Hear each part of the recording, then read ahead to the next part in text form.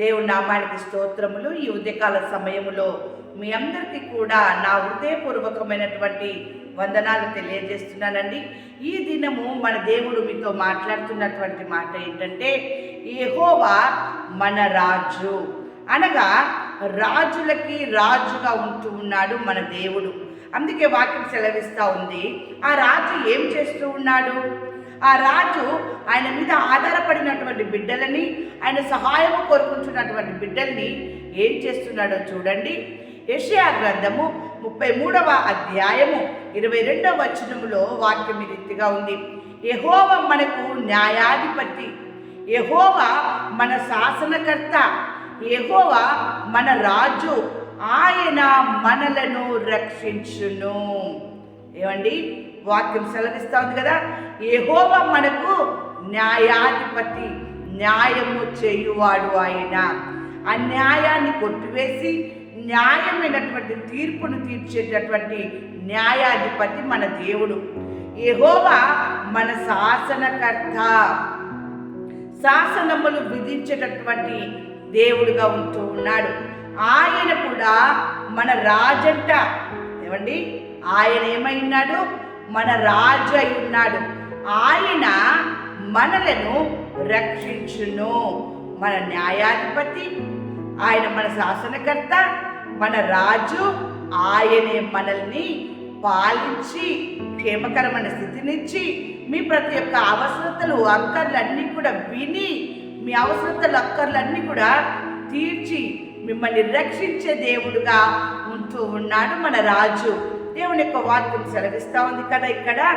యెషయా గ్రంథము 59వ అధ్యాయము 1వ వచనములో, రక్షింపనేరక ఉండునట్లు యెహోవా హస్తము కురుచ కాలేదు, విననేరక ఉండినట్లు ఆయన చెవులు మందము కాలేదు, మీ దోషములు మీకును మీ దేవునికి అడ్డముగా వచ్చెను. ఏమండి, ఆయన రాజు అంటూ ఉన్నాడు, ఆయన రక్షించే దేవుడుగా ఉంటూ ఉన్నాడు. అందుకే రక్షింపనేరక ఉండినట్లు యెహోవా హస్తము కురుచ కాలేదట దేవుని బిడ్డలారా. విననేరక ఉండినట్లు ఆయన చెవులు మందము కాలేదంట. నీ ప్రతి ఒక్క సమస్యలు ఆయన వింటాడు, ఆయన చెవులు మందము కాలేదు. కానీ మీ దోషములు మీకును మీ దేవునికి అడ్డముగా వచ్చెను. అడ్డముగా వచ్చిన మీ దోషములు కాబట్టి ఆయన సహాయం చేయకుండా ఉంటూ ఉన్నాడు. ఆయన మీ మొరను ఆలకించకుండా జరుగుతూ ఉంది మీ పాపములు. దేవుని బిడ్డలారా, వాక్యం సెలవిస్తుంది కదా, నీవు రక్షింపబడినట్లు నీ హృదయంలో నుండి చెడుతనమును కడిగి వేసుకో.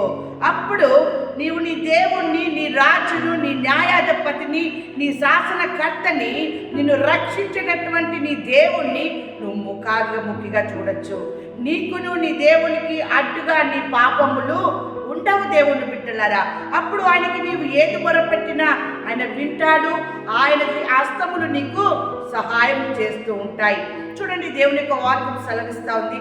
సామెతలు 28వ అధ్యాయము 18వ వచనము, యథార్థంగా ప్రవర్తించువాడు రక్షింపబడును. పాపములో ఉండి పాపములో జీవిస్తున్నటువంటి వారికి దేవుడు దూరంగా ఉంటాడు. ఎందుకంటే దేవుడు నీకును ఆయనకి నీ పాపములు అడ్డుగా ఉన్నాయి కాబట్టి ఆయన కనబడడు. కానీ యథార్థంగా ఎవరైతే ప్రవర్తిస్తారో, యథార్థమైన జీవితం ఎవరైతే జీవిస్తారో వారిని ఆయన శ్రమలో నుండి, ఇబ్బందిలో నుండి, అనేకమైనటువంటి బాధల నుండి ఆయన వారిని రక్షిస్తాడు, వారి కుటుంబాన్ని రక్షిస్తాడు. దేవుని యొక్క వాక్యం అదే సెలవిస్తూ ఉంది. తిమోతికి రాసిన మొదటి పత్రిక 1వ అధ్యాయము 15వ వచనములో వాక్యం ఈ రీతిగా ఉంది, పాపులను రక్షించుటకు క్రీస్తు యేసు లోకమునకు వచ్చెనను వాక్యము నమ్మదగినదియు పూర్ణ అంగీకారమునకు యోగ్యమునైనది. దేవుని బిడ్డలారా, పూర్ణ అంగీకారమునకు యోగ్యమైనదియునై ఉన్నది కనుక ఆయన పాపులను రక్షించడానికే వచ్చి ఉన్నాడు. కానీ నువ్వు పాపివి కాదు. ఆయన వాక్యం తెలుసు, నువ్వు ప్రార్థన చేయడం తెలుసు, నువ్వు వాక్యం విన్నావు, ఎలా జీవించాలో నీకు తెలుసు.